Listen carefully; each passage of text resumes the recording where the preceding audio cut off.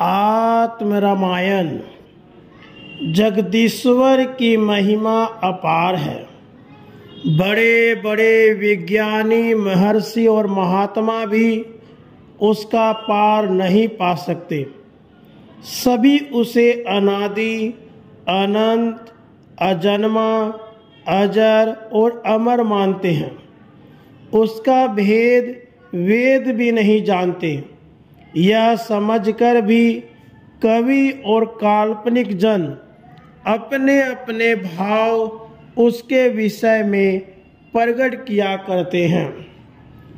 5 कर्मेंद्रिय, 5 ज्ञानेंद्रिय, ये ही 10 रथ हैं और मन रूप एक प्रबल अश्व इनमें जूत रहा है। इसी विचित्र रथ के ऊपर देहाधिष्ठान के आवरण में जो जीवात्मा मन के प्रबल वेग को रोककर अपने स्वाधीन कर इंद्रिय रूप रथ को उनके विषय आदि अंधकूपों में निपतित न होने देकर नष्ट होने से बचा लेता है, अथवा मन की यथेष्ट गति का अवरोध कर कर्ण इंद्रिय द्वारा भगवत गुणानुवाद का श्रवण, त्वग इंद्रिय से शीत उष्ण आदि दुख सहकर भी चरणों से तीर्थ अथवा दिव्य धाम यात्रा, हाथों से संत सेवा, रसना से भगवत गुणगान, नासिका से भगवान की वनमाला के गंध का घ्राण करता है। अर्थात जिसने मनोनिग्रह और इंद्रियों का दमन कर इन सब को अपने स्वाधीन बना लिया है, उसी जीवात्मा का नाम दशरथ है। जीवात्मा दशरथ महाराज की 3 पत्नियां हैं। भक्ति रूपा ज्येष्ठ रानी कौसल्या, निवृत्ति रूपा स्त्री सुमित्रा और परवर्ती रूपा पत्नी कैकेयी नाम से अभिहित हुई है। परवर्ती निवृत्ति रूपा कैकेयी और सुमित्रा के साथ रहकर जब जीवात्मा दशरथ का भक्ति रूपा कौसल्या से संसर्ग हुआ, तभी आकाशवाणी हुई। गगन गिरा सुन राजा दशरथ ने कहा, प्रभु, यदि आप मेरे ऊपर कृपा करना चाहते हैं तो ऐसा अनुग्रह करिए जिससे नित्य ही आपके दर्शन हुआ करे। आकाशवाणी ने कहा, राजन, योगी और विरागी भी जब तक समाधिस्थ रहते हैं तभी तक उन्हें मेरे दर्शन प्राप्त होते हैं, पश्चात नहीं। अतः निरंतर मेरे दर्शनों का होना अत्यंत कठिन है। हाँ, ज्ञानी पुरुष निरंतर ही मेरा दर्शन करते हैं। इसका कारण यह है कि वे चर अचर और दृश्य अदृश्य सबको ब्रह्म स्वरूप ही देखते और जानते हैं। अतः जब तुम भी ज्ञान प्राप्त कर लोगे तब तुम्हें सदैव मेरा दर्शन हुआ करेगा। यह सुनकर राजा दशरथ ने विनय की कि नाथ, ज्ञानी लोग तो कहते हैं कि ब्रह्म हर जगह है। इस प्रकार आपका निर्गुण और निराकार स्वरूप से भजन करते हैं, परंतु मेरी यह इच्छा है कि मैं आपके सगुण स्वरूप का दर्शन करूं। आकाशवाणी हुई, ऐसा ही होगा। जीवात्मा दशरथ का भक्ति रूपा कौसल्या से जब घनिष्ठ संबंध हुआ, तब ज्ञान स्वरूप श्री रामचंद्र जी का प्रादुर्भाव हुआ।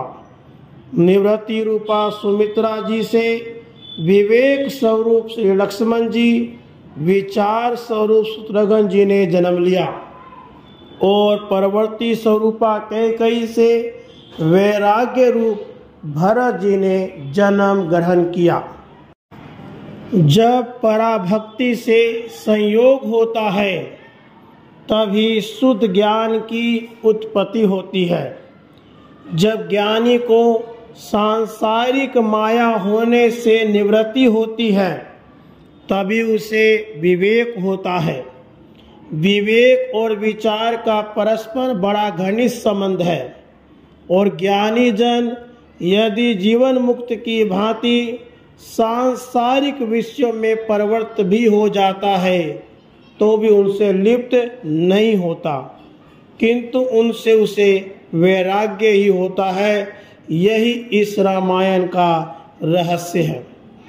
इस प्रकार ज्ञान अर्थात राम, विवेक अर्थात लक्ष्मण, विचार अर्थात शत्रुघ्न, वैराग्य अर्थात भरत, इस प्रकार चारों पुत्रों को पाकर जीवात्मा दशरथ को अपार हर्ष हुआ एवं पंचकोश रूप अयोध्यापुरी के निवासी राजकुमारों के दर्शन से अति हर्षित हुए। अब तो विश्वास रूप विश्वामित्र जी पधारे। राजा उन्हें सादर राजमहल में ले आए। इस प्रकार राजा के हर्ष का पारावार न था। हे नाथ, आज आपने पधार कर मुझे मान और प्रतिष्ठा का पात्र बनाया। इससे मुझे बोध होता है कि मेरे यज्ञ अनुष्ठान सफल हो गए। आज ब्राह्मणों के आशीर्वाद सत्य हुए हैं और यह जीवन मेरे मान की वृद्धि हुई है। आपने अपार अनुग्रह और उपकार किया है। महर्षि, मेरा तन मन धन जन सब आपके अर्पण है। जो आज्ञा हो उसका पालन किया जाए। बताइए आप किस लिए पधारे हैं? राजन, जिस समय हम यज्ञ स्वरूप विष्णु का आराधन करने लगते हैं तभी काम रूप मारीच आदि राक्षस हमारे उस अनुष्ठान में बाधा डालते हैं। इसी से हम उसका विनाश कराने के लिए ज्ञान स्वरूप श्री रामचंद्र जी, विवेक रूप श्री लक्ष्मण जी को लेने आए हैं। इनके बिना उन दुष्टों का नाश करने की शक्ति और किसी में नहीं है। महर्षि का यह उत्तर सुन राजा को अत्यंत शोक हुआ। ये सुकुमार बालक अति लघु हैं। इन्हें अस्त्र शस्त्र चलाना भी नहीं आता है। ये उन प्रबल दैत्यों से युद्ध कैसे कर सकेंगे? अतः मैं इन्हें आपके साथ भेज नहीं सकता। हाँ, मैं स्वयं चलने को उद्यत हूँ, परंतु वृद्ध हो जाने के कारण अज्ञान रूप रावण से युद्ध करने के लिए मैं भी अपनी शक्ति को पर्याप्त नहीं देखता हूँ। जब जीवात्मा दशरथ को यह व्यामोह उत्पन्न हो गया तब वेद रूप वशिष्ठ जी का शुभ आगमन हुआ और वे कहने लगे, भूपते, क्षत्रियों को अपने वचन पर दृढ़ रहना चाहिए। तुम क्यों अपने वाक्यों का उल्लंघन करते हो? तुम जिन्हें बालक समझते हो वे बालक नहीं, किंतु उन्हीं की प्रबल सत्ता से जगत व्याप्त हो रहा है और उन्होंने अवतार ही दैत्यों का वध करने के लिए लिया है। इस उपदेश से राजा को प्रबोध हुआ। उन्होंने चारों राजकुमारों को मुनि के चरणों में प्रणाम कराकर कहा, मुनीश्वर, आप ही की अनुकंपा से इस वृद्धावस्था में 4 पुत्रों की प्राप्ति हुई है। मैं इन्हें आपकी सेवा में नियुक्त करता हूँ। आप इन्हें आशीर्वाद दीजिए और राम लक्ष्मण को साथ ले जाइए। जब विश्वास और ज्ञान का संयोग होता है तब शंका नहीं रहती। जब विश्वामित्र जी रामचंद्र जी को अपने साथ लेकर चले तभी शंका रूपी ताड़का राक्षसी का श्री रामचंद्र जी ने विनाश किया। उसके बाद आश्रम में पहुंचकर विश्वामित्र जी भगवत आराधन रूप यज्ञ अनुष्ठान करने में प्रवृत्त हुए और राम लक्ष्मण उनके यज्ञ की रक्षा करने लगे। मैं काम करता हूँ, मुझे इसका अमुक फल प्राप्त होगा, इस प्रकार की कामना ही सद अनुष्ठान में विघ्न बाधा उपस्थित कर देती है। अतः कामना अथवा काम रूप मारीच अनुष्ठान करता विश्वामित्र जी के मन ही में उपस्थित था। इसी से श्री रामचंद्र जी ने उन्हें समझाया, मुनिराज, आपको केवल कर्म करने का ही अधिकार है, उसके फल भोग का नहीं। तुम कर्म फल के स्वयं हेतु न बनो और कर्म करना छोड़ भी ना बैठो।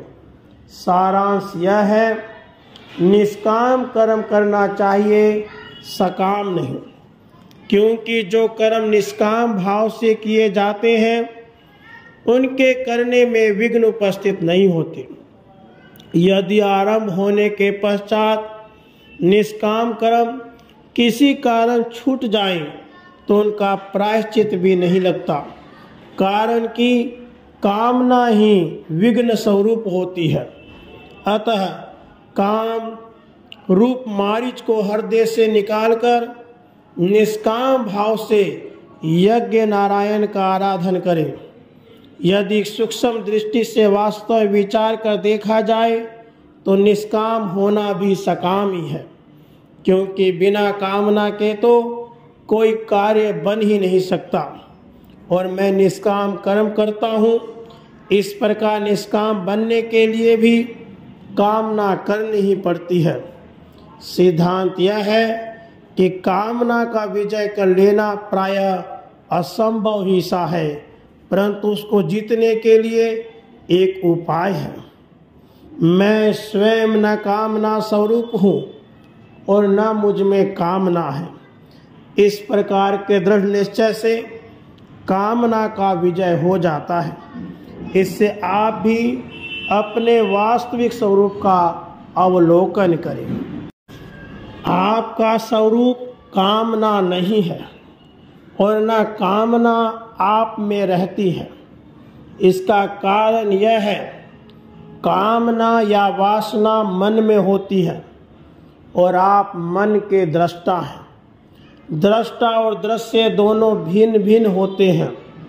जब इस प्रकार आप अपने स्वरूप को जानकर उसमें स्थित होंगे, तब काम रूपी मारीच की विजय हो जाएगी। इस उपदेश को सुन जब विश्वामित्र जी ने निष्काम भाव को धारण किया और निष्काम स्वरूप में स्थित हुए, तभी विष्णु आराधन स्वरूप उनका यज्ञ पूर्ण हो गया और आकाश से देवताओं ने पुष्प वर्षण किया और श्री रामचंद्र जी महाराज का जयकारक निर्घोष सर्वत्र व्याप्त हो गया।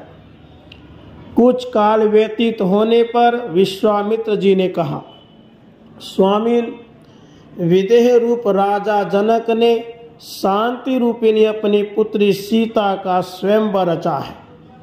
उस स्वयंवर में देश देशांतर के अनेक शूरवीर भूपाल एकत्रित हुए हैं। राजा जनक ने यह प्रतिज्ञा की है कि अहंकार रूप धनुष को जो वीर नष्ट कर सकेगा, शांति रूपी सीता का विवाह उसी से किया जाएगा। अतः हे नाथ, उस स्वयंवर के यज्ञ में आप भी पधारें और जनकपुर वासियों को दर्शन देकर कृतार्थ करें। बहुत अच्छा कहकर रामचंद्र जी अनुज लक्ष्मण को साथ ले विश्वामित्र जी के साथ जनकपुर को चल पड़े। मार्ग में तपः स्वरूपा गौतम ऋषि की क्षमा रूपिणी अहिल्या नारी का उद्धार किया। पिता को और कारण को जनक कहते हैं। सबका जनक या कारण जगदीश है। उस जगदीश का पुर या जगत ही जनकपुर कहलाता है। जब श्री रामचंद्र जी जनकपुर में पहुँचे, तब संसार रूप जनकपुर के रहने वाले अखिल नर नारी ज्ञान रूप श्री रामचंद्र जी को पाकर अतीव आह्लादित हुए। वे लोग ईश्वर से प्रार्थना करने लगे, हे जगदीश, शांति के बिना ज्ञान की शोभा नहीं होती, इसलिए यदि शांति रूपिणी सीता इन्हीं ज्ञान रूपी श्री रामचंद्र जी को मिले तो बहुत अच्छा हो। निदान राम लक्ष्मण महर्षि विश्वामित्र के साथ धनुष यज्ञशाला में पधारे। उस यामिनी रूप यज्ञ में और भी बहुत से शूरवीर राजा लोग नक्षत्र मंडल की भांति विराजमान थे और श्री रामचंद्र जी महाराज पूर्ण कलाधर के समान सबके मध्य में शोभायमान होने लगे। सब राजाओं को अपने अपने बल का बड़ा घमंड था। वे जानते थे कि मैं ही धनुष भंग करूंगा, परंतु सभी अपने बल पराक्रम को हार बैठे और अहंकार रूप धनुष किसी से भी भग्न न हुआ, क्योंकि अभिमान ने सभी को दबा रखा था।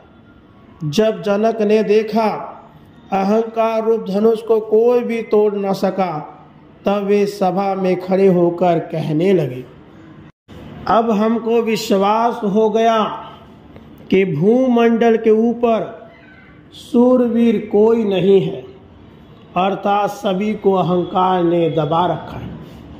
ये अवहेलनापूर्ण वाक्य लक्ष्मण जी को असह्य हुए। उन्होंने सभा में उठकर कहा, हे जनक, मैं विवेक हूँ, सत्य असत्य का विवेचन करना ही मेरा स्वरूप है। यह अल्प अहंकार मेरे सन्मुख नहीं ठहर सकता। तो फिर जहाँ ज्ञान स्वरूप श्री रामचंद्र जी स्वयं उपस्थित हैं, भला वहाँ अहंकार रूप धनुष अखंडित कैसे रह सकता है। अतः आप ऐसा कदापि न कहें कि भूतल के ऊपर कोई भी ऐसा वीर नहीं रहा जो अहंकार रूप धनुष को तोड़ नहीं सकता। निदान ज्ञान स्वरूप श्री रामचंद्र जी स्वयं उठकर खड़े हुए। ज्ञान रूप धनुष, ज्ञान रूप ने अहंकार रूप धनुष को छिन्न भिन्न कर दिया और शांति रूपी सीता ने जयमाला ज्ञान रूप रामचंद्र जी के गले में डाल दी। जय जयकार के निनाद से दसों दिशाएं गूंज उठी और देवता पुष्प बरसाने लगे। इस समय धर्मात्मा राजा तो रामचंद्र जी के दर्शन से कृतार्थ हो गए और दुष्ट आत्मा पापियों ने अपना मुंह छिपा लिया। दुष्टों का नाश अहंकार ही से होता है। अतः प्रेम रूप परशुराम जी क्रोधित होकर उपस्थित हुए, क्योंकि उन्हें यह श्रम हुआ कि दुष्टों के व्याघातक अहंकार रूप धनुष को किसने तोड़ डाला, कौन ऐसा बलि उत्पन्न हुआ है। क्रोधित परशुराम के पधारते ही अन्य राजाओं समेत विदेह कंपायमान हो। ये क्योंकि प्रेम में कोप का आवेश देख उन्हें बड़ा दुख हुआ। तब लक्ष्मण जी कहने लगे, तपोधन, आपका स्वरूप तो प्रेम में है, आपको क्रोध करना शोभा नहीं देता, अतः शांत हो जाइए। कभी कभी क्रोध का आवेश प्रेम को भी दबा लेता है। इसी से प्रेम रूप परशुराम जी को लक्ष्मण जी के बोलने पर और भी क्रोध आ गया। अब तो ज्ञान रूप रामचंद्र जी कहने लगे, प्रभु, लक्ष्मण बालक को आपका प्रभाव विदित नहीं है, परंतु मैं ब्राह्मणों के महत्व को जानता हूँ, इसलिए उनसे डरता ही रहता हूँ और उनसे जो डरते हैं उनका कल्याण होता है। इसी कारण भृगु जी के चरण चिन्ह को मैंने सदा के लिए अपने हृदय स्थल में धारण कर रखा है। रामचंद्र जी के उपदेश में वाक्य सुनकर प्रेम रूप परशुराम जी के पास जो हिमान रूप लघु धनुष था वह भी नष्ट हो गया। तब रामचंद्र जी को पहचान कर परशुराम जी अपने प्रेम रूप को प्राप्त हो आनंद रूप वन में भ्रमण करने चले गए। अब तो विदेह वैदेही जनकपुरवासी सभी के हर्ष की सीमा न रही। उन्होंने हर्ष से गदगद हो विवाह का मुहूर्त नियम कर महाराज दशरथ को पत्र लिखा और उसमें श्री रामचंद्र जी के धनुष तोड़ने और सीता जी के उन्हें जयमाला पहनाने का वृत्तांत लिखकर बारात लाने को लिखा। इस हर्ष समाचार को सुन राजा दशरथ, उनका निवास और अयोध्यापुरवासी जन समाज सभी विशेष रूप से हर्षित हुए एवं वेद रूप वशिष्ठ जी की आज्ञा से राजा दशरथ बारात लेकर जनकपुर को चल पड़े। वहां पहुंचकर जनकपुर की शोभा देख अयोध्या वासियों को अति आनंद प्राप्त हुआ। रामचंद्र जी ने जब पिता का आगमन सुना तब अत्यंत हर्षित होकर अनुज समेत उनसे मिलने आए। राजा विदेह ने इस सुवर्ण योग को देख अपने लघु भ्राता कैवल्य रूप कुश केतु की नम्रता रूप उर्मिला, विरति रूपा मांडवी, समता रूपा सुकृति, इन तीनों पुत्रियों का विवाह भी क्रम से विवेक रूप लक्ष्मण, वैराग्य रूप भरत जी और विचार रूप शत्रुघ्न जी से कर देने की इच्छा प्रकट की। वेद रूप वशिष्ठ जी की आज्ञा से राजा दशरथ के स्वीकार कर लेने पर सुंदर 4 वेदियां रची गई और उनके ऊपर चारों अवधेश कुमार बैठे। यथोचित विधि से विवाह संस्कार संपन्न होने पर अभेद भक्ति रूप अनमोल रतन खूब लुटाए गए। जब राजा दशरथ विदा हो अवधपुरी में आए तब अपने चारों कुमारों उनकी पत्नियों को देख देखकर अति प्रफुल्लित होते थे। इस समय अवधपुर वासियों को भी अपार आनंद प्राप्त हो रहा था और सभी हर्ष में मग्न हो रहे थे। उसके बाद जीवात्मा दशरथ को मोह हुआ और वे परवर्ती रूप कैकेयी में आसक्त होने लगे। इस हेतु को सोचकर परवर्ती रूपी कैकेयी ने जीवात्मा दशरथ से कहा, प्रभो, आप ज्ञान रूप श्री रामचंद्र जी को वन भेजकर वैराग्य रूप भरत को राज्य दीजिए।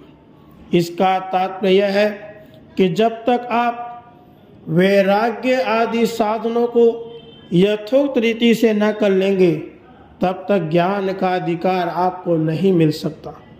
वे राजा तो यह सुनकर अति दुखित हुए, परंतु ज्ञान रूप रामचंद्र जी वन जाने के लिए उद्यत हो गए। विवेक रूप लक्ष्मण जी ने विनय की, प्रभु, आपकी उपस्थिति के प्रथम ही मुझ विवेक को अंतःकरण की शुद्धि करने की आवश्यकता होती है, अतः मैं अवश्य ही आपके साथ चलूंगा। अब शांति स्वरूपा सीता जी कहने लगी, हे नाथ, मैं आपके चरणों की संगति कैसे छोड़ सकती हूँ। जैसे सूर्य से प्रभा, चंद्रमा से चांदनी पृथक नहीं हो सकती, इसी प्रकार ज्ञान और शांति भी अलग अलग नहीं रह सकते। जहाँ ज्ञान होता है वहाँ शांति अवश्य होती है और जहाँ शांति होती है वहाँ ही ज्ञान होता है। यूँ कहकर श्री सीता जी मौन हो गई। रामचंद्र जी ने दोनों का हठ देखकर उन्हें साथ ले चलना स्वीकार कर लिया और लक्ष्मण जी को अपनी माता से विदा मांगने के लिए कहा। विवेक रूप लक्ष्मण जी भक्ति रूप अपनी माता सुमित्रा से आज्ञा मांगने लगे और कहने लगे, माता, रामचंद्र जी वन को जाते हैं, उनके संग जाने की हमें आज्ञा दीजिए। लक्ष्मण जी का ये अनुराग देख सुमित्रा जी गदगद हो कहने लगी, हे पुत्र, तुमने पुत्रवती बनाया है जो तुम्हारे अंतःकरण में राम भक्ति विराजती है और तुम्हारे बड़े अहोभाग्य हैं जो श्री रामचंद्र जी के चरणों में तुम्हारा ऐसा निश्चल प्रेम है। जाओ पुत्र जाओ। तुम्हारी माता सीता जी और पिता रामचंद्र जी हैं। जब वे ही दोनों वन गमन कर रहे हैं तब अयोध्या में तुम्हारा क्या कार्य है।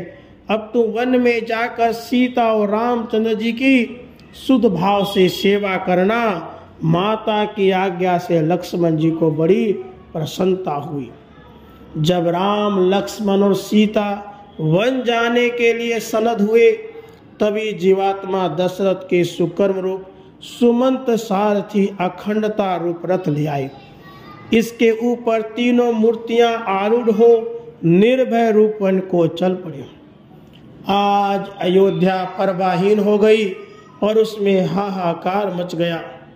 उधर श्री रामचंद्र जी को वन में जाते जाते मार्ग में ब्रह्म विद्या रूप तमसा नदी मिली। उसी के तट पर जिज्ञासा रूप निषाद निवास करता था। प्रभु के दर्शन करते ही उसे अपने तन मन की शुद्धि ही न रही। वह कहने लगा, प्रभु आपके पधारने से यह कुटी आज पुनीत हो गई। आपने बड़ी कृपा की जो दर्शन दिए। ऐसा कहकर वह रामचंद्र जी के चरणों में गिर पड़ा। रामचंद्र जी ने उसे उठाकर हृदय से लगा लिया। कहा, मित्र हमें पा ले चलो। केवट ने कहा, नाथ आपके चरणों में ऐसा गुण है कि वह शिला तक को मनुष्य बना देती है। काठ तो पत्थर से अधिक कठिन नहीं होता। यदि मेरी नाव भी नारी बनकर उड़ गई तो मेरी आजीविका ही नष्ट हो जाएगी। अतः यदि आप पार जाना ही चाहते हैं तो मैं आपके चरणों को अवश्य पखारूंगा। यह सब बातें भक्ति और प्रेम की थी। रामचंद्र जी उन्हें सुनकर प्रसन्न हो कहने लगे, जैसी इच्छा हो वही करो। अब तो वह केवल आधार रूप कठौते में जल भर लाया और प्रेम में मग्न होकर उसने राम लक्ष्मण और सीता के चरण धोकर चरणामृत ले स्वयं भी पान किया और सब संबंधियों को पान कराकर कृतार्थ किया। उसके बाद धारणा रूप नाव में बैठाकर तीनों को पार कर दिया। जो स्वयं सबको पार करने वाले हैं उन्हें केवट ने पार उतार दिया। यह भक्ति की महिमा है। पार उतरकर गंगा जी की रेत में खड़े हो रामचंद्र जी ने निषाद को कुछ उतराई देना चाहा। प्रभु का आशय समझकर सीता जी अपनी मुद्रिका देने लगी। केवट हर्ष से गदगद होकर प्रभु के चरणों में निपतित हो कहने लगा, और यह तो बताइए कि आपके चरणों की कृपा से आज मुझे क्या दुर्लभ है। आपके स्वरूप के दर्शन करने के लिए बड़े बड़े ऋषि महर्षि लक्ष अधिक वर्ष पर्यंत तपस्या किया करते हैं और ब्रह्मा आदि देवगण भी जिसे देखने के लिए उत्कंठित बने रहते हैं। उसी मधुर मूर्ति के दर्शन मैं नेत्र भर के लिए कर रहा हूँ। इससे अधिक मुझे और क्या चाहिए। रामचंद्र जी ने उसकी ऐसी प्रीति देखकर अपनी अविचल भक्ति दे उसे विदा कर दिया। आगे चलकर श्री रामचंद्र जी महाराज उपराम रूप भरद्वाज मुनि के आश्रम में पहुंचे। महर्षि दूर से ही उनकी अगवानी कर प्रेम और हर्ष के साथ उन्हें अपने आश्रम में ले आए। रामचंद्र जी ने रात्रि में वहां ही निवास किया। प्रयागराज में यमुना और सरस्वती की धाराएं गंगा जी में मिलकर लय हो जाती हैं और केवल गंगा जी ही का धारा का दर्शन होता है। तथापि उस स्थान को संगम अथवा त्रिवेणी कहकर वर्णन किया गया है। इसी प्रकार योगी अभ्यासी जन रामचंद्र जी ने उसे उठाकर हृदय से लगाकर कहा, मित्र हमें पार ले चलो। केवट ने कहा, नाथ ईडा और पिंगला इन दोनों ही नाड़ियों को सुषुम्ना में लीन कर निरंतर सुषुम्ना ही का प्रवाह प्रवाहित रखते हैं। इसी अद्भुत त्रिवेणी में रामचंद्र जी ने सीता और अनुज सहित स्नान किया अर्थात योगाचरण किया। इसके बाद तीनों मूर्तियां दम रूप वाल्मीकि जी के आश्रम में पधारी। महर्षि वाल्मीकि जी उन्हें बड़े भक्ति भाव और आदर सत्कार के साथ अपने आश्रम में ले गए। वाल्मीकि जी कहने लगे, करुणा निधान, जैसे प्रकाश घट पट आदि सब पदार्थों को प्रकाशित करता है और वे पदार्थ उस प्रदीप्तिमान दीपक आदि आलोक को प्रकाशित नहीं करते, इसी प्रकार आप भी सबके दृष्टा हैं, परंतु आपको कोई देख नहीं सकता और न जान ही सकता है। अर्थात आपका स्वरूप मन और वाणी के शक्ति से परे है, वेद तक भी उसका पार नहीं पा सकते। उसी शुद्ध स्वरूप के दर्शन मुझे प्राप्त हुए हैं। मेरे अहो भाग्य हैं, आज मेरा जन्म सफल हो गया। नेत्र और वाणी में आप तक पहुंचने की शक्ति नहीं है, मन भी आप तक नहीं पहुंच सकता, अतएव हम आपको नहीं जानते, न विशेषकर जान ही सकते हैं, जिससे कि शिष्यों को उपदेश करें। सारांश यह है, आपका स्वरूप ज्ञात विषय से परे और अज्ञात विषय से ऊपर है। जब मन आपके पास पहुंचने का प्रयत्न करने लगता है तो वाणी आपके गुणों का वर्णन करने लगती है, परंतु दोनों ही आप तक नहीं पहुंचते। सुतराम थककर मार्ग में से ही लौटकर आ जाते हैं। आपके उसी आवागमन सगोचर स्वरूप के हमें दर्शन हुए, इसलिए हम कृतार्थ हो गए। महर्षि के वाक्य सुन रामचंद्र जी बड़े प्रसन्न और अति संतुष्ट होकर कहने लगे, महर्षि, जहाँ हमारे बसने से मुनियों को कष्ट न हो, ऐसा कोई स्थान हमारे रहने के लिए बताइए, जहाँ के लिए आप आज्ञा देंगे।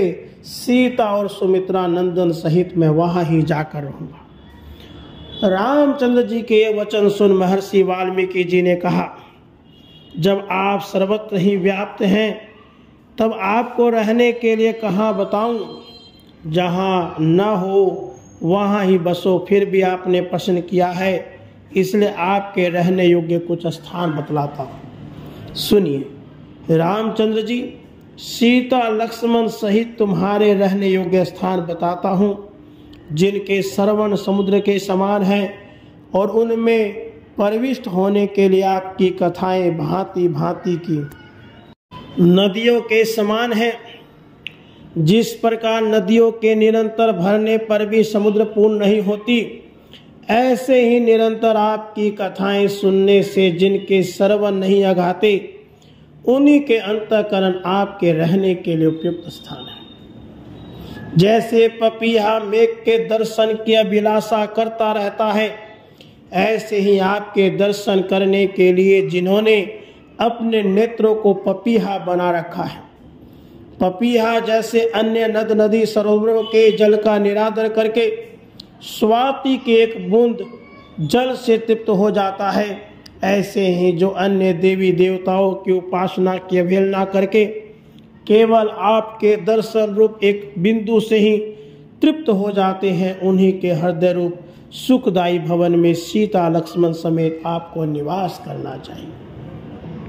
तुम्हारा यश निर्मल मान सरोवर है, जिनकी रसना उसमें हंसिनी तुल्य विचरती है, मोतियों के समान आपके गुणगण को ग्रहण करती है। राम, उनके मन में निवास करो।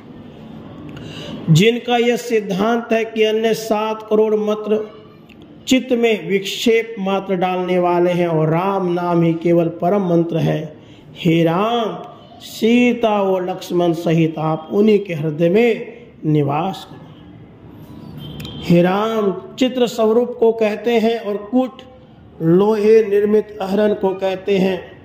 भाव यह है, जिस प्रकार अहरन के ऊपर धातुओं के अनेक वस्तुएं बनाए जाने पर भी उसमें किसी प्रकार का भेद या विकार उपस्थित नहीं होता, ऐसे ही जो व्यक्ति अनेक भांति के व्यवहारों को करता रहकर भी अपने स्वरूप से विचलित नहीं होता, उसी व्यक्ति का नाम चित्रकूट है। ऐसे चित्रकूट में आप विराज कीजिए। विनाश कीजिए, निवास कीजिए। ये ही समयोचित निवास स्थान है। महर्षि की यह सम्मति सुनकर रामचंद्र जी ने चित्रकूट में निवास किया। इधर सुमंत के लौटने पर जब राजा दशरथ ने सुना कि राम लक्ष्मण और सीता वन चले ही गए, तब वे भी देह त्याग कर मुक्त हो गए। अंतमता सो गता इस नियम से सिद्ध होता है।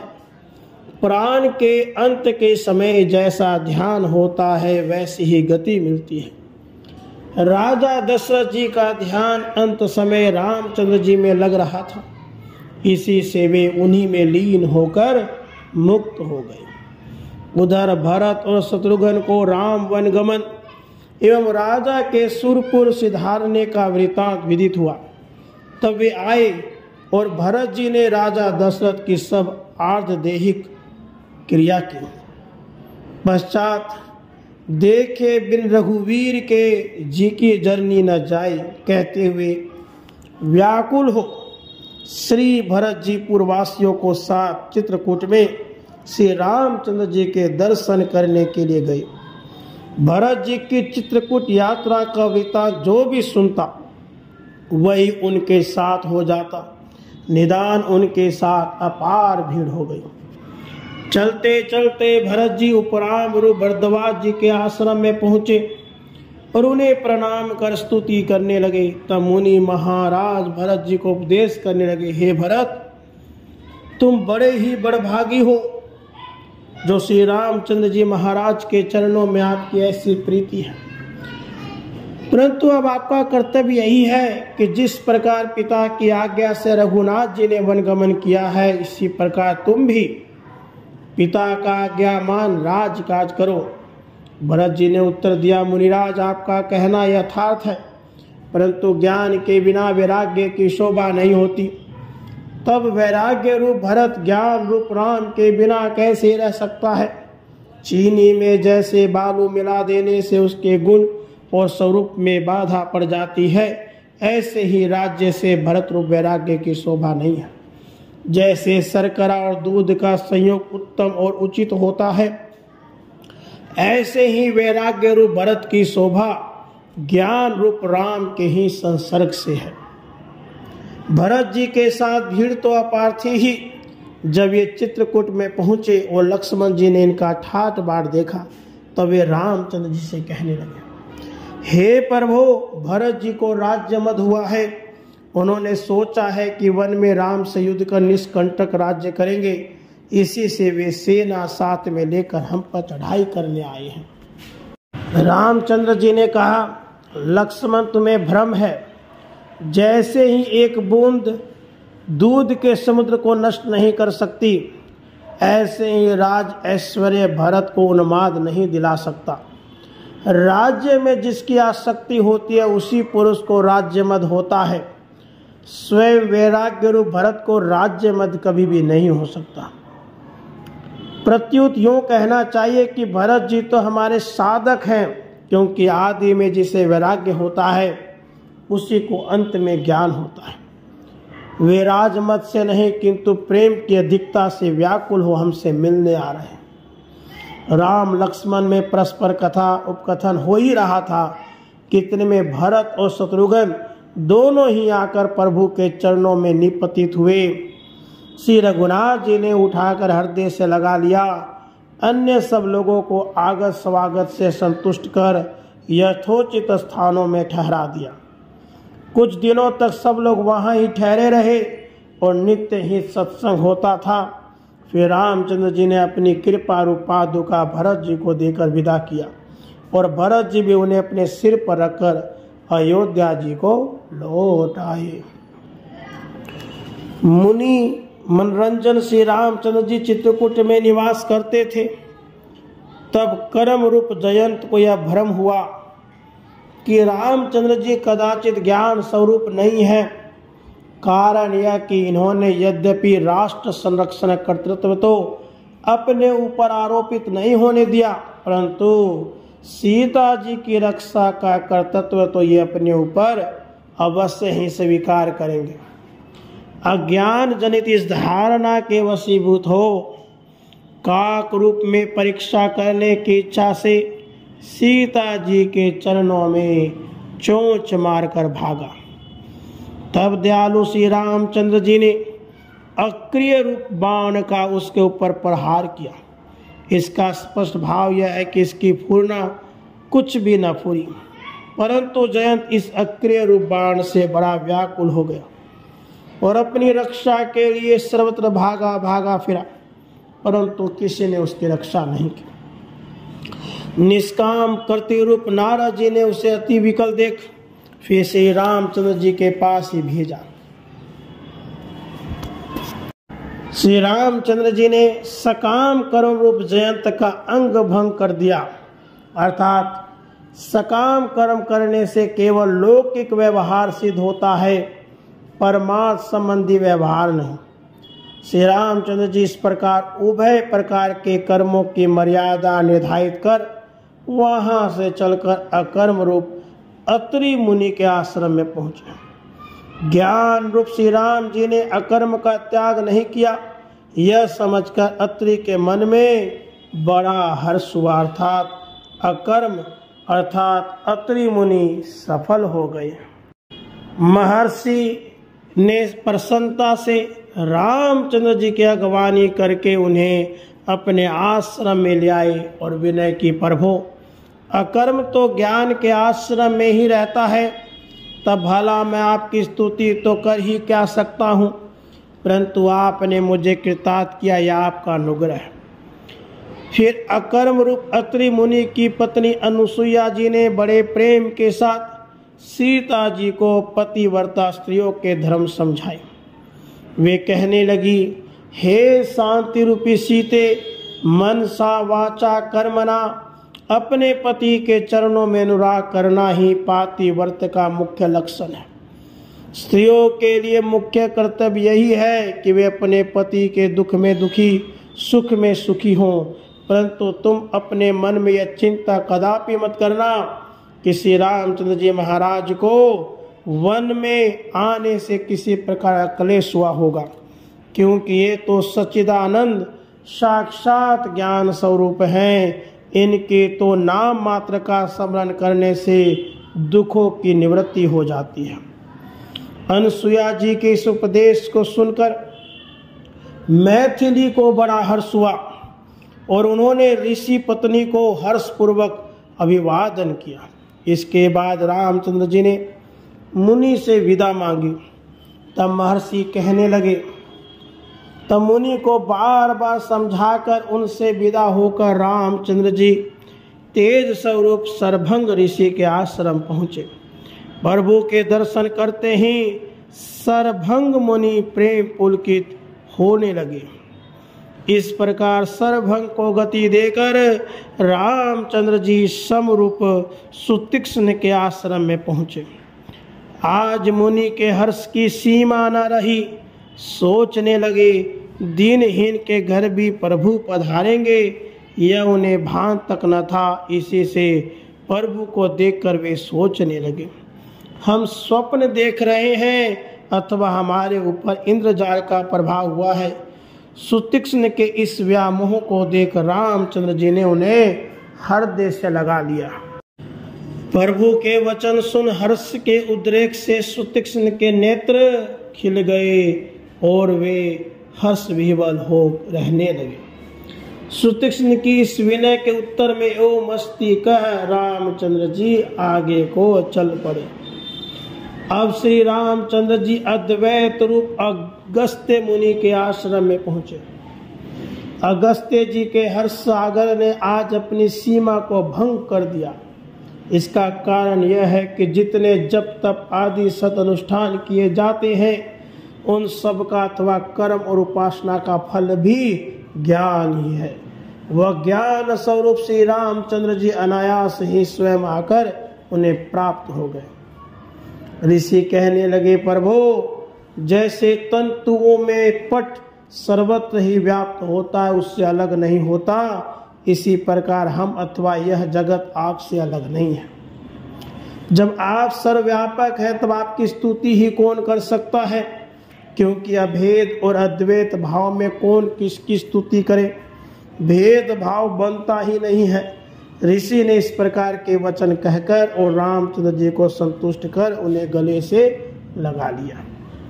रामचंद्र जी ने कहा, मुनीश्वर आप तत्वदर्शी हैं, इसी से ऐसा कहते हैं, परंतु अब आप हमें ऐसा कोई स्थान बताएं जहां हम कुछ दिन शांति से निवास करें और मुनियों के द्रोहियों का विनाश करें। यह वाक्य सुन अद्वैत रूप अगस्त्य मुनि ने विनय करके कहा, हे नाथ, अब सर्वव्यापक हैं, तब भला आपके रहने के लिए कौन सा स्थान बताएं।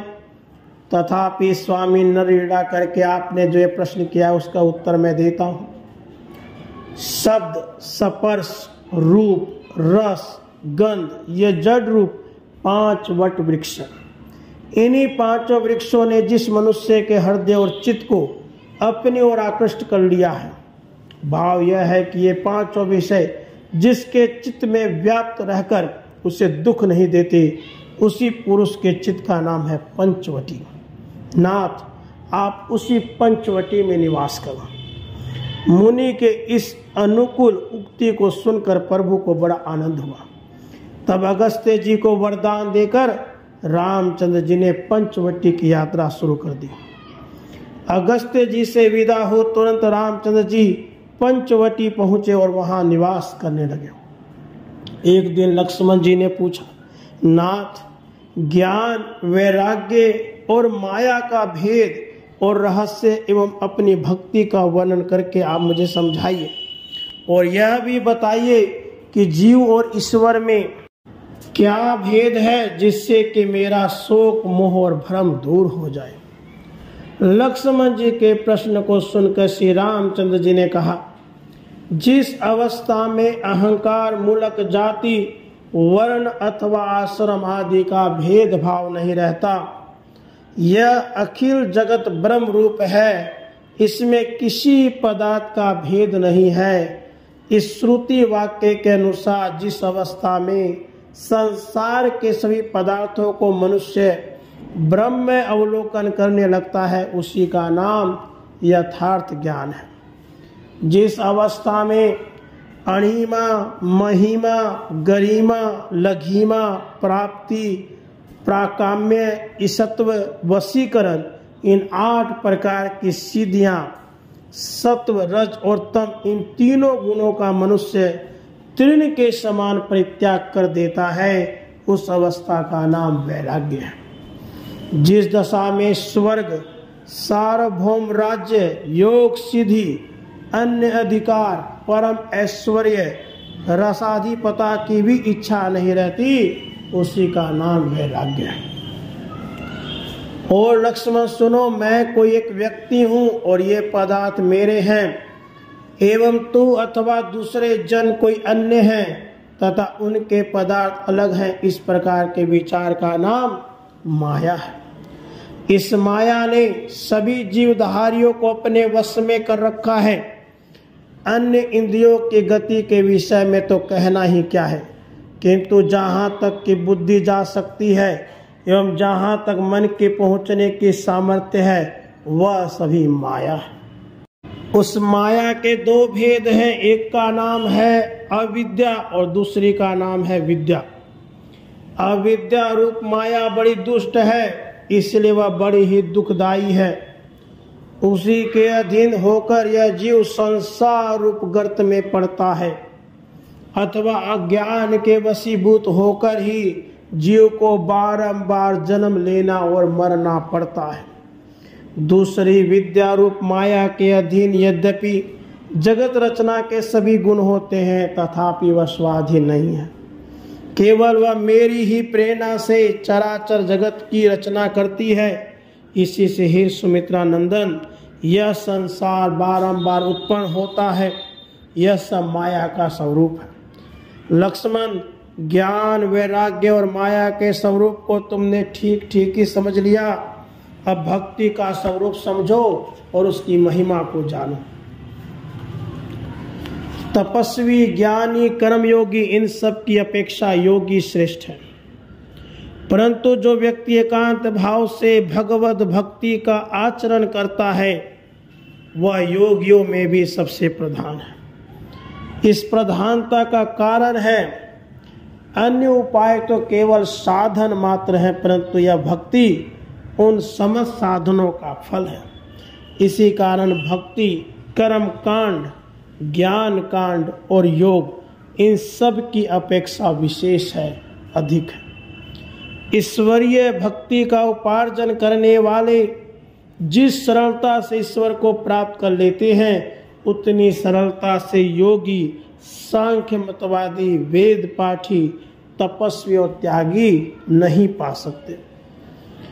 अनन्य भक्ति में सौपचों और चांडालों तक को पुनीत कर देने की शक्ति है। कर्म, ज्ञान और योग साधन के लिए पात्र अपात्र अथवा अधिकारी अनधिकारी का बड़ा विचार होता है, परंतु भक्ति के लिए इन बातों की कोई अपेक्षा नहीं है। सिद्धों और गोपियों के विषय में तो कुछ कहना ही नहीं है, क्योंकि अंतःकरण के एकांत तथा संपादित हो जाने पर तो गौओं, अन्य पशु पक्षियों एवं नाग आदि को भी ईश्वर की प्राप्ति हो जाती है। अनन्य भक्ति का महात्म्य तो तुम्हें विदित हो गया। अब हम भक्ति का स्वरूप और उसकी अनन्यता का विवेचन करते हैं।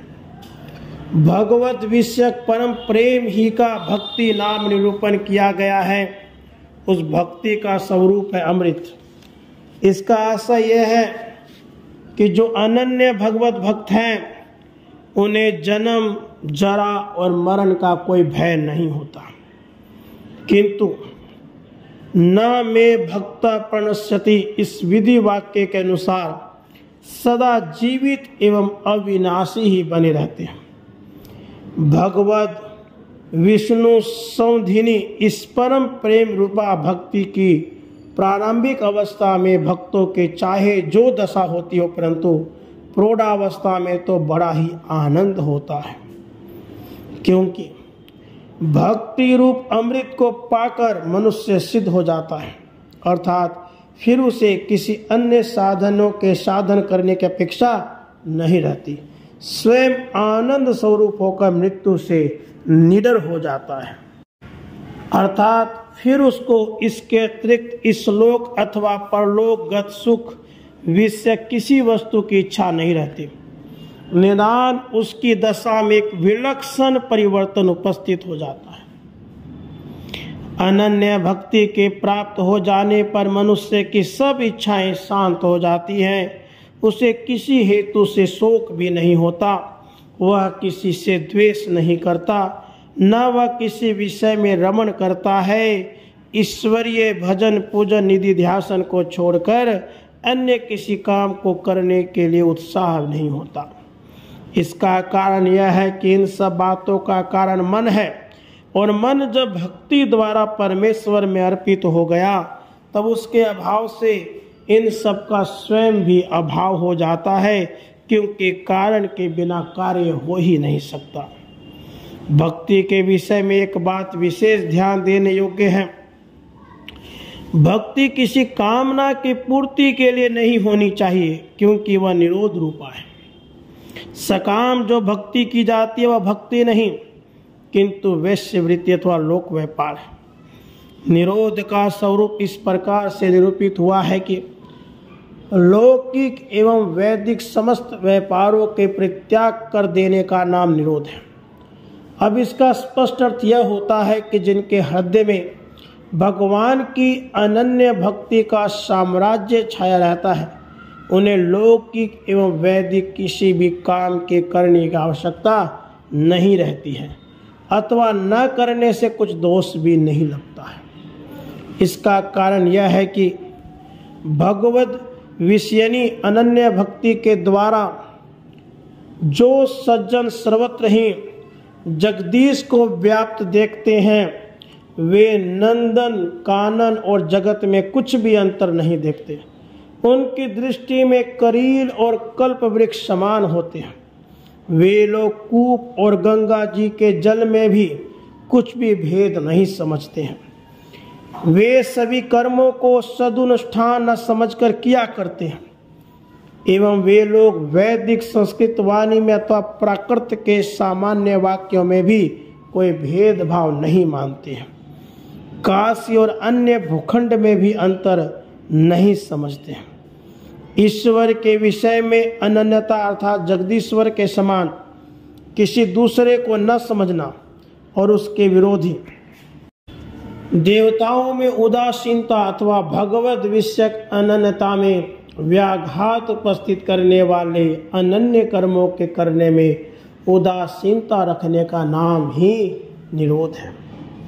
इस भगवत उक्ति के अनुसार ईश्वर के अतिरिक्त अन्य आश्रयों के परित्याग कर देने को अनन्यता कहते हैं। भगवान के गुणानुवाद का श्रवण करना, उन्हीं का कीर्तन और स्मरण करना, जगदीश के पद पंकज की सेवा, पूजा, अभिवादन, दासवृत्ति, मैत्री और आत्म निवेदन भक्ति के 9 भेद हैं। इनमें से किसी एक का भी आचरण करने से भगवत प्राप्ति अवश्य हो जाती है। जीव और ईश्वर में क्या भेद है, अब इसी विषय का वर्णन करते हैं। जो अपने आप को माया का स्वामी नहीं जानता उसी को जीव कहते हैं, और जो सबको बंधन में डालता अथवा उससे उन्मुक्त करता है एवं जो माया की प्रेरणा करता है, जो सबकी सीमा है, उसी का नाम ईश्वर है। अर्थात जीव और ईश्वर में केवल इतना ही भेद है कि जीव अपने शुद्ध सच्चिदानंद स्वरूप को नहीं पहचानता और अपने आप को माया जनित दुख सुख का भोक्ता समझता है, और ईश्वर अपने आप को शुद्ध सच्चिदानंद स्वरूप एवं मायिक विकारों से अलग समझता है। और जब जीव को ज्ञान हो जाता है तब यह भी जानत तुम ही हो जाई के अनुसार ईश्वर हो जाता है। इन उपदेशों को सुनकर लक्ष्मण जी आनंदित हुए। इस कथन के कुछ समय व्यतीत हुआ। इतने में ही तृष्णा ने विचार किया कि अब तो उन पिता राजा दशरथ की भी मृत्यु हो गई है, जिनकी आज्ञा से राम वन में आए हैं, इसलिए अब ये मेरे वशीभूत हो यदि अयोध्या को लौट चले और राज्य ग्रहण कर ले तो अच्छा है, और अब इन्हें ऐसा करने में पिता की आज्ञा भंग होने का भय नहीं है। सुतरां वह दुष्टा तृष्णा शूर्पणखा बनकर रामचंद्र के निकट आई और कहने लगी, आप मुझे वर ले, अर्थात मुझे ग्रहण कर राज्य को ले ले। परंतु दृढ़ प्रतिज्ञ रामचंद्र के ऊपर उस कथन का कुछ भी प्रभाव नहीं पड़ा। निदान उन्होंने इशारे से लक्ष्मण जी को समझा दिया और लक्ष्मण जी ने तृष्णा रूप शूर्पणखा के नाक कान काट दिए। तब से तृष्णा नकटी है। इसका आशय यह है, यदि विचार कर देखा जाए तो तृष्णा में सार कुछ है ही नहीं, वास्तव में वह मिथ्या है। जब असार और मिथ्या है तो उसका किसी के ऊपर प्रभाव क्या पड़े। निदान वह अपने भ्राता मोह रूप खर उन्माद रूप दूषण के पास गई और उनसे कहने लगी, भाइयों, 2 तपस्वी कुमारों ने मेरे अभी तो नाक कान ही काटे हैं, परंतु कुछ ही दिनों में यहाँ आकर वो सब राक्षसों का क्षय कर डालेंगे। अतः तुम उनके पास जाकर युद्ध करो और उन्हें परास्त करो। अब तो खर दूषण क्रोधित हो गए और वे अपनी सेना को लेकर चढ़ाई कर राम लक्ष्मण के निकट आए, परंतु रामचंद्र जी ने एक क्षण मात्र में उन सब का विध्वंस कर डाला। अब तो शूर्पणखा अज्ञान स्वरूप रावण के पास गई और उसे सब वृत्तांत सुनाकर उत्तेजित किया। तब रावण ने काम रूप मारिच से कहा, जाओ उन तपस्वी कुमारों के पास जो सुंदरी नारी है उसे तुम हर लाओ। राम का नाम सुनते ही मारिच कांप गया और कहने लगा, राक्षेश्वर, तुम उन्हें बालक मत समझो, क्योंकि एक समय उन्होंने विश्वामित्र जी के यज्ञ में विश्वामित्र जी के हृदय में से एक ही वाक्य रूप बाण से निकालकर मुझे इतनी दूर फेंक दिया है। तब से मुझे तो जहाँ तहाँ वे दोनों भ्राता ही दिखते। इसलिए तुम भी उनसे वैर मत करो, क्योंकि वे साक्षात सच्चिदानंद स्वरूप है। यदि तुम मेरा कहना नहीं मानोगे और मुझे वहाँ भेजोगे तो वे मुझे भी अवश्य ही मार डालेंगे, किंतु यहाँ आकर तुम्हारा भी वध करेंगे। मारीच के ये विडंबनापूर्ण वाक्य सुनकर रावण को आवेश आ गया और कहने लगा, दुष्ट, तू हमें नीति सिखाने और ज्ञान उपदेश करने चला है। नीच, तेरी बुद्धि नष्ट हो गई है, इसी से तू मेरा कहना नहीं मानता। याद रख पापी, मैं एक ही प्रहार से तेरा संहार कर डालूंगा। रावण के इस कथन को सुनकर मारीच को बड़ा खेद हुआ।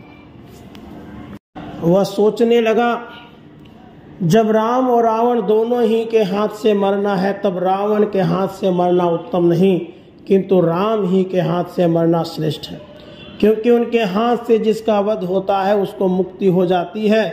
यह सोचकर मारीच नाम रूप अति सुंदर मृग बन रामचंद्र जी के आश्रम में जाकर चरने लगा। सीता के ये वाक्य सुनकर प्रथम तो रामचंद्र जी ने उसे प्रबोध किया कि यह मृग नहीं, किंतु अपने कामना ही नाम रूप मृग हो प्रतीत हो रहा है, क्योंकि मरुस्थल में जहाँ सूर्य की किरणें पड़ती हैं वास्तव में वहाँ जल नहीं होता, किंतु मृग की कामना ही वहाँ जल रूप बन जाती है। ऐसे ही यह मृग नहीं, किंतु तुम्हारी कामना ही नाम रूप मृग बनी है। यद्यपि यह सुनकर सीता जी को संकोच तो हुआ, फिर भी रामचंद्र जी ने उनके मन का भाव जानकर मृग के पीछे चल दिए और उनके पीछे लक्ष्मण जी भी चल दिए। निदान इसी बीच में अज्ञान रावण शांति रूप सीता जी को चुरा ले गया। भाव यह है कि जब कपट रूप मृग नाम रूप को दृष्टिगत हुआ, तभी अज्ञान ने शांति को हर लिया।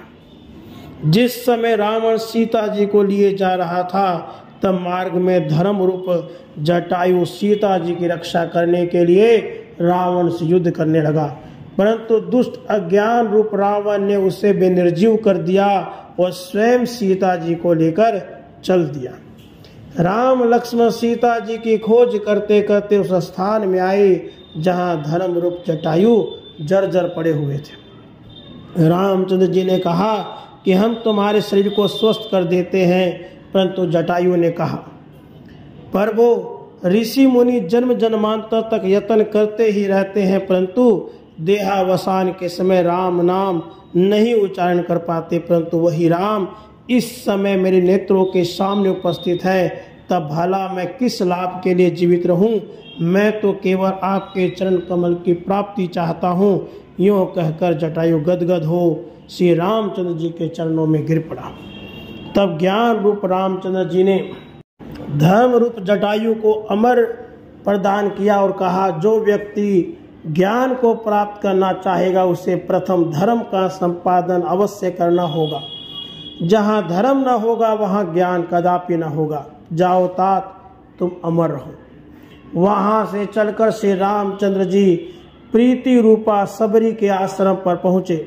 सबरी से किसी महात्मा ने कहा था, तेरे आश्रम में श्री रामचंद्र जी आएंगे। तब से वह आनंद में खूब मग्न हो रही थी और नित्य ही मार्ग को बुहार झाड़ साफ रखती थी कि जब प्रभु पधारे तो उनके कोमल चरणों में कांटे न गड़ जाए। सरकार के भोजन के लिए उसने चक चक करके मीठे मीठे बहुत से भाव रूप बेर इकट्ठे कर रखे थे और खट्टे बेरों को वह स्वयं खा लेती थी। यद्यपि उस तपोवन में और भी बहुत से ऋषि मुनि रहते थे, परंतु उन सबको अपने तप का अभिमान था। अतः रामचंद्र जी सबरी की ही कुटी में पधारे। प्रभु के दर्शन करते ही तन मन की शुद्धि भुलाकर सबरी दौड़ी और उनके चरणों में गिर पड़ी। राम ने उठाकर हृदय से लगा लिया और वह उन्हें अपने आश्रम में ले आई। तब सबरी ने बहुत दिनों से संचित जूठे बेर प्रभु को भेंट किए और भक्त वत्सल रामचंद्र जी खाकर उनकी प्रशंसा करने लगे। इस प्रकार रामचंद्र जी ने उसके बेरों की प्रशंसा कर उनका भोग लगाया। उधर सबरी तो आनंद के कारण तन मन की शुद्धि भूल गई थी। तब प्रभु ने उसे कंठ से लगाया और कृतार्थ कर दिया। सबरी कहने लगी, प्रभु, जो व्यक्ति धन जन पुत्र कलत्र आदि से संपन्न किंतु आपकी भक्ति से हीन है, उनका जीवन व्यर्थ ही है। मैं तो अधम नारी नीच वनवासिनी हूँ और आपकी भक्ति तो मुझ में लवलेश मात्र भी नहीं है, तथापि आपने मुझे कृतार्थ कर दिया। मेरे अहो भाग्य है। रामचंद्र जी ने उपदेश दिया और उसे परम पद देकर आगे चल पड़े और विविध वन वेली बागों और पशु पक्षियों की शोभा का अवलोकन करते हुए रामचंद्र जी पंपासर पहुँचे। पंपा सरोवर के ऊपर पहुंचकर रामचंद्र जी ने वहां विश्राम किया। तब बहुत से ऋषि मुनि और नारद जी उनके दर्शन करने को वहां आए और रामचंद्र जी ने संत महिमा और भक्ति की प्रधानता आदि कई विषयों का वर्णन उनके प्रति किया और कहा कि पुत्र, कलत्र, कनक और कांता में किसी को आसक्त नहीं होना चाहिए, क्योंकि भगवत प्राप्ति के लिए सब व्याघात हैं एवं अपने अनन्य भक्तों को नारायण इनसे वंचित रखकर उन्हें अपना अक्षय लोक प्रदान करते हैं। पंपासर से चलकर श्री रामचंद्र जी उन्नति रूप किष्किंधापुरी के समीप पहुँचे। उस समय किष्किंधापुरी में लोभ रूप वाली का साम्राज्य था और संतोष रूप सुग्रीव उसके भय से भागकर एकांत रूप ऋष्यमुख पर्वत के ऊपर सत्संग रूप हनुमान जी के साथ निवास करते थे। सुग्रीव जी ने जब राम लक्ष्मण जी की इस मनोहर जोड़ी के दर्शन किए तब उन्हें अतीव हर्ष हुआ और उन्होंने सत्संग रूप हनुमान जी को इस युगल जोड़ी का हाल जानने के लिए भेजा। हनुमान जी ने इनके निकट जाकर अभिवादन पूर्वक पूछा। महावीर जी के प्रश्न को सुन रघुनाथ जी ने अपना परिचय दिया। तब महावीर जी उन्हें अपने आश्रम में ले आए और वहां उनको संतोष रूपी सुग्रीव से दृढ़ मित्रता हो गई। राम ने लोभ रूप बाली का वध कर उन्नति रूप किष्किंधापुरी का राज्य संतोष रूप सुग्रीव को प्रदान किया। अक्रोध रूप अंगद को उसका युवराज बनाकर स्वयं विचारवान विवेकियों के शुद्ध अंतःकरण स्फटिक शिला के ऊपर विराजमान हो गए। जिस समय श्री रामचंद्र जी स्फटिक शिला के ऊपर विराजमान थे उस समय वर्षा ऋतु जगत में अटखेलियां कर रही थी। अखिल अवनी ने हरियाली की मनोहर साड़ी धारण कर रखी थी। वन उपवनों ने अपने कलेवर का परिष्कार कर नवीन शोभा धारण कर रखी थी। नद नदी नाले सरोवरों में जल लबालब भरे थे, उनमें तरंगे उठ रही थी। उस समय मन में नवीन नवीन कल्पनाएं उत्पन्न होने लगती हैं। मानसिक भावों में विलक्षण परिवर्तन हो जाता है। रामचंद्र जी ने कहा, भैया लक्ष्मण, वर्षा के संयोग से जिस प्रकार अवनी तल में भांति भांति की नवीन लता, बेले, अंकुर और वृक्ष उत्पन्न हो गए हैं, इसी भांति से अविवेकी एवं अज्ञानी पुरुषों के मन में भोग रूपी जल के संसर्ग से विविध प्रकार की वासनाएं उत्पन्न होती हैं। परंतु वर्षा काल व्यतीत होते ही जैसे कीट पतंग आदि और लता बेलो आदि की सृष्टि का विनाश हो जाता है, ऐसे ही जब ज्ञान के सूर्य की प्रभा का विस्तार होता है तब सब मिथ्या वासनाएं दूर हो जाती हैं। तुम जानते ही हो, यद्यपि जल आकाश में शुद्ध और स्वच्छ है, परंतु यहाँ आकर भूतल के संयोग से मलिन हो जाता है। वास्तव में देखा जाए तो ठीक इसी प्रकार जीव का स्वरूप भी शुद्ध एवं निर्मल ही है, परंतु माया के संबंध से उसमें मलिनता आ जाती है। जैसे सूर्य भगवान कीचड़ और मलिन स्थानों में से अपनी किरणों के द्वारा शुद्ध जल को ग्रहण कर लेते हैं अथवा शोषण कर लेते हैं और मल को अथवा पंख को वहां ही छोड़ देते हैं, ऐसे ही ज्ञान रूप सूर्य अपने तेज से माया जनित विकारों मल को दूर कर जीव के शुद्ध स्वरूप को अपने से मिला देता है। इस जल का प्रादुर्भाव सूर्य से ही हुआ है और वह यहाँ आने के अनंतर अनेकों स्थानों में विभक्त हो गया है। यद्यपि सूर्य एक ही है, परंतु जब उसका आभास अनेकों स्थानों में स्थित जल में पड़ता है तब जल की भिन्नता के कारण अनेक होने से सूर्य भी अनेक रूपों में भासित होता है, परंतु वास्तव में वह एक ही है। इसी प्रकार ब्रह्म रूप सूर्य से अविद्या रूप जल आया है एवं उस अविद्या रूप जल में चैतन्य ब्रह्म का जीव रूप आभास है और वह आभास अविद्या की विलक्षणता के कारण अनेक रूप से प्रतीत होता है। जब सूर्य उन भिन्न भिन्न स्थानों के जल को शोषण कर लेता है तब वह आभास अथवा सूर्य का प्रतिबिंब सूर्य से भिन्न कहीं भी नहीं रहता। ऐसे ही जब ज्ञान का प्रभाकर अविद्या रूप जल को सुखा देता है तब ब्रह्म का आभास अथवा प्रतिबिंब रूप यह जीव उससे पृथक नहीं रह जाता। अध्यात्मवादिता के साथ वर्षा ऋतु का वर्णन करते करते रामचंद्र जी कहने लगे, हे लक्ष्मण सुनो, यह सब प्राकृतिक शोभा शांति रूप सीता के बिना मुझे नहीं सुहाती। इसलिए हमारी सधर्मिणी शांति सीता का पता लगाना चाहिए। तुम जाओ और इस कार्य की सहायता के लिए संतोष रूपी सुग्रीव को बुला लाओ।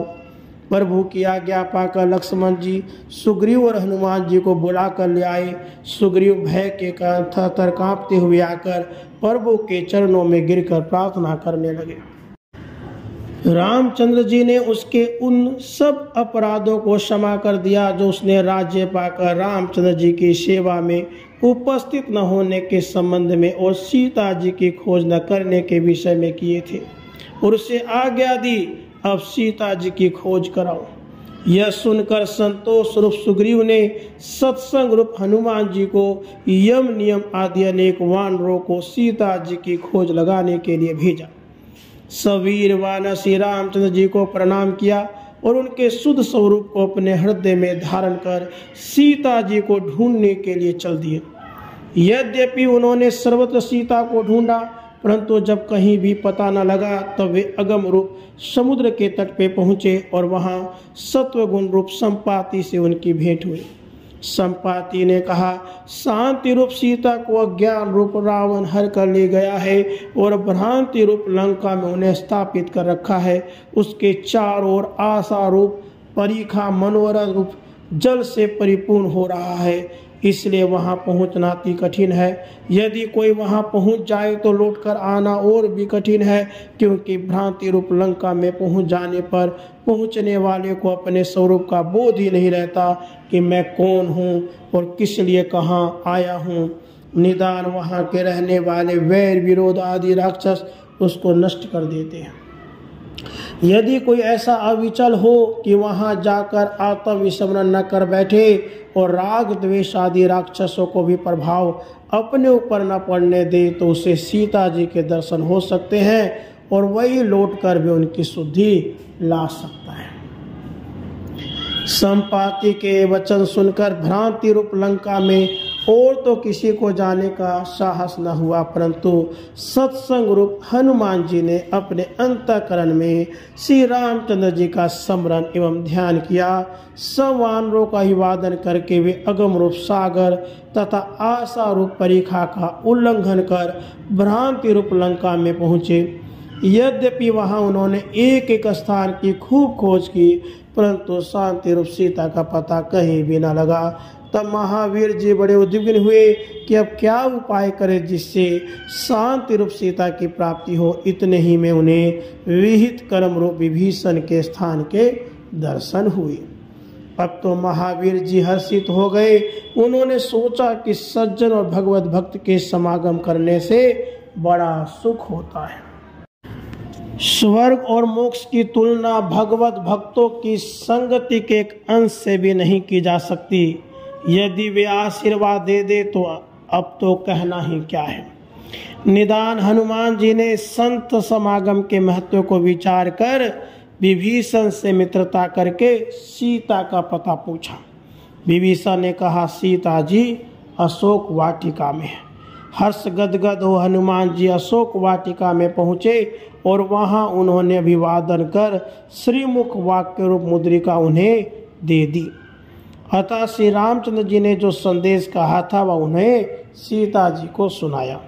सीता जी ने जब यह प्रश्न किया, रामचंद्र जी की तो स्वाभाविक यह बात है कि वे अपने सेवकों के ऊपर कृपा किया करते हैं, परंतु यह तो बताओ कि कभी मेरी भी सुरती करते हैं कि नहीं। सीता जी के वाक्य सुन महावीर जी के नेत्रों में जल भर आया और कहने लगे, माता तुम शोक मत करो, क्योंकि जैसे तंतु संयोग पट दुग्ध से मधुरिमा अग्नि से उष्णता, चंद्रमा से चंद्रिका अलग नहीं है, ऐसे ही ज्ञान से शांति और राम से सीता अलग नहीं है। किंतु अज्ञान रूप रावण के कारण लीला मात्र के लिए पृथक प्रतीत होती हैं। इन वाक्यों को सुनकर सीता जी को अति हर्ष हुआ और उन्होंने श्रद्धारूप अपनी चूड़ामणि श्री रामचंद्र जी को देने के लिए महावीर जी को दी। महावीर जी ने जानकी जी से आज्ञा लेकर अमृत रूप वृक्षों, बेलों आदि को नष्ट कर डाला। बहुत से राक्षसों का भी वध किया जो उसकी रक्षा करने के लिए नियुक्त थे। अब तो अज्ञान रूप रावण ने शुद्ध होकर राग रूप मेघनाथ को भेजा और वह हनुमान जी को पकड़कर ले गया। परंतु जब सत्व गुण रूप संपाति के उपदेश को स्मरण किया तो उन्होंने शन रूप में भ्रांति रूप लंका को भस्मीभूत कर दिया। फिर समुद्र को पार करके अपने साथियों से मिले और श्री रामचंद्र जी के चरणों में प्रणाम किया। हनुमान जी को देखते ही प्रभु कहने लगे। यद्यपि सीता की दशा का स्मरण कर महावीर जी अधीर हो रहे थे, तथापि उन्होंने गदगद स्वर से यह उत्तर दिया। रामचंद्र जी ने कहा, महावीर, जो मनसा वाचा कर्मणा हमसे अनुराग करता है उसे दुख कैसे हो सकता है? यह सब अज्ञान जनित माया है। और हे मित्र, तुमने जो हमारा उपकार किया है उससे हम कदापि ओरी नहीं हो सकते। इस प्रकार कहकर रामचंद्र जी ने अज्ञान रूप रावण का वध करने के लिए भ्रांति रूप लंका के ऊपर चढ़ाई कर दी। जब सब सेना सहित रामचंद्र जी समुद्र के तट पर पहुँचे तब विहित कर्म रूप विभीषण ने अज्ञान रूप रावण को बहुत कुछ समझाया। बंधुवर, रामचंद्र जी प्राकृत मनुष्य नहीं है किंतु साक्षात सच्चिदानंद स्वरूप हैं। उनसे विरोध करने से तुम्हारा अवश्य ही विनाश हो जाएगा। विनाश काल उपस्थित होने पर हित की बात और पथ्य दोनों ही अच्छे नहीं लगते। रावण ने विभीषण की एक न मानी और उसका निरादर कर कहा, दुष्ट, मुझे इतना भय देव दानव किसी की ओर से भी नहीं है जितना तुझसे है, क्योंकि उनकी रहन सहन भाव भूषा सभी में हमसे अंतर है, परंतु तेरी रहन सहन चाल ढाल सब हमारी जैसी होने पर भी तेरे भाव हमसे भिन्न है। इसलिए ये सब तो मेरे प्रकट शत्रु हैं और तू गुप्त शत्रु है। गुप्त शत्रु जितना अपकार कर सकता है, प्रकट शत्रु उतना नहीं कर सकता। इसलिए पामर, तू हमारे यहाँ से निकल जा। विभीषण वहाँ से चल दिए और चलते समय कह गए। तुरंत ही विभीषण समुद्र के इस पार राम दल में आ गए। यद्यपि उस समय मुख्य वानरों ने रामचंद्र जी को यही सम्मति दी कि राक्षसों का क्या विश्वास, न जाने किस लिए आया है, इसलिए उसे यहाँ नहीं आने देना चाहिए। फिर भी रामचंद्र जी ने बोध में यही वाक्य कहे, जो दुराचारी और पापी हैं, जो नीच मनुष्य मूढ़ हैं, अर्थात जिन्हें धर्म अधर्म का ज्ञान नहीं है, जिनके ज्ञान को माया ने हर लिया है, जो असुर भाव को प्राप्त हो राक्षसी कर्म करने में प्रवृत्त रहते हैं, ऐसे जन मेरे पास कदापि पहुंच ही नहीं सकते। अतः जब वह मेरे पास आया है तो अवश्य ही सज्जन होगा। अतः हे वानरो, तुम उसे अवश्य ले आओ। यदि वास्तव में वह कपट से आया है तब लक्ष्मण जी उसका भी विनाश ही कर डालेंगे। यदि वह शरणागत है तब तो हम उसे प्राणों के समान ही रखेंगे। प्रभु की आज्ञा से वानर उसे लिवा लाई। विभीषण ने चरणों में निपतित हो विनय करी। विभीषण ने कहा, नाथ, मेरी उत्पत्ति राक्षस कुल में हुई है, तथापि आपने मुझे अपनाकर कृतार्थ कर दिया। मेरे अहो भाग्य है। रामचंद्र जी ने कहा, तुम तो हमारे अनन्य भक्त हो। हमारा स्वभाव तो नीच अति नीच को भी तार देने का है। जो दुराचारी व्यक्ति सबका परित्याग करके अनन्य भाव से मेरा भजन करता है उसे सदाचारी ही समझना चाहिए, क्योंकि वह दृढ़ विश्वासी है और उस दृढ़ विश्वास के कारण वह शीघ्र ही धर्मात्मा होकर नित्य ही शांति भोगता है। धर्मात्मन, सारांश यह है कि मेरे भक्त का विनाश कदापि नहीं होता। यह कहकर रामचंद्र जी ने विभीषण को बहुत समझा बुझाकर संतुष्ट किया और कहा, तुम सानंद हमारे समीप ही सदा निवास करते रहो। लौकिक और पारलौकिक सभी कामों में प्रायः गुरु की आवश्यकता रहती है, कारण कि गुरु के कृपा के बिना कोई भी काम नहीं चल सकता। इसी कारण रामचंद्र जी ने गुरु रूप रामेश्वर की पूजा की और आशा रूप समुद्र के ऊपर अपनी लीला रूप सेतु बनाकर वे अपनी सेना सहित उसके पार हो गए। जब रामचंद्र जी का कटक समुद्र के पार पहुंचा, तब सुमति रूप मंदोदरी ने अज्ञान रूप रावण को बहुत कुछ समझाया कि रामचंद्र जी साधारण मनुष्य नहीं है, किंतु ये साक्षात सच्चिदानंद ब्रह्म स्वरूप है, इसलिए इनसे वैर मत बढ़ाओ। सुमति रूप मंदोदरी का यह उपदेश अज्ञान रूप रावण को अच्छा न लगा। वह कहने लगा, नारी जाति स्वभाव से ही मंदबती होती है, इसी से तू भी ऐसा कहती है। स्त्रियों को तुच्छ और कायरता की बातों के ऊपर वीर पुरुष ध्यान नहीं देते हैं। जा तू घर में बैठ। मंदोदरी बिचारी उसका काल निकट जान बैठी रही। उसके बाद अज्ञान रूप रावण अपनी राज सभा में आया और अपने मंत्रियों से युद्ध के विषय में सलाह करने लगा। इधर श्री रामचंद्र जी ने अक्रोध रूप अंगद को नियमानुसार उपदेश रूप पत्र लेकर आज्ञा रूप रावण के पास भेजा। अक्रोध अंगद जी ने भी रावण को बहुत कुछ समझाया। अरे अज्ञान, जिनके एक सेवक ने तेरी भ्रांति रूप लंका को सन मात्र में भस्मीभूत कर दिया, उनसे तू क्यों वैर बढ़ाता है? वे तो साक्षात स्वयं प्रकाश एवं सच्चिदानंद स्वरूप हैं।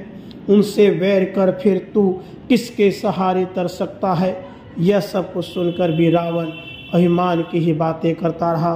तब अंगद जी ने कहा, अरे रावण, हमारे प्रभु को तो कहना ही क्या है, उनकी तो सत्ता से ही यह जगत ही चेतन हो रहा है। मैं उनका एक लघु सेवक हूँ, मेरा ही चरण किसी के टालने से नहीं टलेगा। यूँ कहकर अक्रोध रूप अंगद ने स्थिरता रूप अपना चरण सभा में रोक दिया।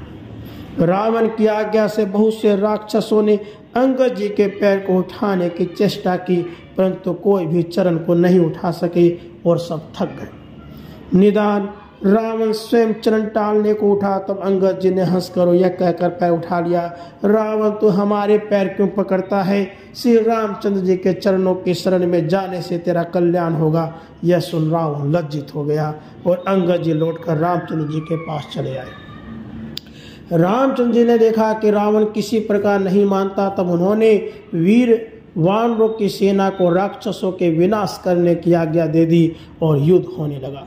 जब वानरों ने अनेक राक्षसों का वध कर डाला, तब अज्ञान रूप रावण ने राग रूप मेघनाथ को युद्ध करने के लिए भेजा और उसने विवेक रूप लक्ष्मण जी के ऊपर आसक्ति रूप अपनी शक्ति का प्रयोग किया, जिससे लक्ष्मण जी मूर्छित हो गए।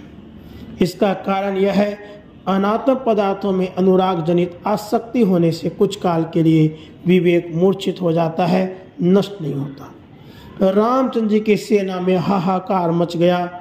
सुकर्म रूप विभीषण ने रामचंद्र जी से कहा, हे प्रभु, लंका में धैर्य रूप सुसेन वैद्य निवास करता है, वह यहाँ आए तो लक्ष्मण जी की मूर्छा दूर हो सकती है। सत्संग रूप हनुमान जी धैर्य रूप सुसेन को ले आए, तो सुसेन ने कहा, लक्ष्मण जी का मरण नहीं हुआ है, किंतु वे मूर्छित हो गए।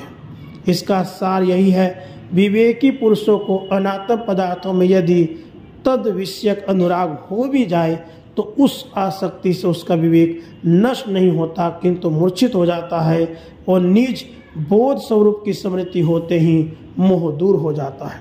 इसलिए मेघनाथ की आसक्ति रूप शक्ति से विवेक रूप लक्ष्मण जी केवल मूर्छित हुए हैं। सतशास्त्र रूप द्रोण पर्वत में स्मृति रूप संजीवनी जड़ी है, यदि लक्ष्मण जी को वह प्राप्त हो जाए तो उनकी मूर्छा दूर हो जाएगी। सुसेन के वाक्य सुनकर रामचंद्र जी ने महावीर जी को उसे लाने की आज्ञा दी और वे मार्ग में कपट रूप काल नेमी का वध कर सतशास्त्र रूप द्रोणाचल ले आए। वहां उन्होंने देखा कि संपूर्ण वाक्य रूप औषधियां अपने अपने स्वरूप की स्मृति कराने वाली है, इसलिए वे सतशास्त्र रूप पर्वत को ही उठाकर ले आए। जिस समय हनुमान जी उस पर्वत को लिए हुए अयोध्या के ऊपर पहुंचे, तब भरत जी को भ्रम हो गया। उन्होंने समझा कि कोई राक्षस अयोध्या के ऊपर पहाड़ फेंककर उसे नष्ट कर देने के लिए आ रहा है। निदान उन्होंने बाण मारा और हनुमान राम राम कहते हुए भूतल के ऊपर मूर्छित होकर गिर पड़े।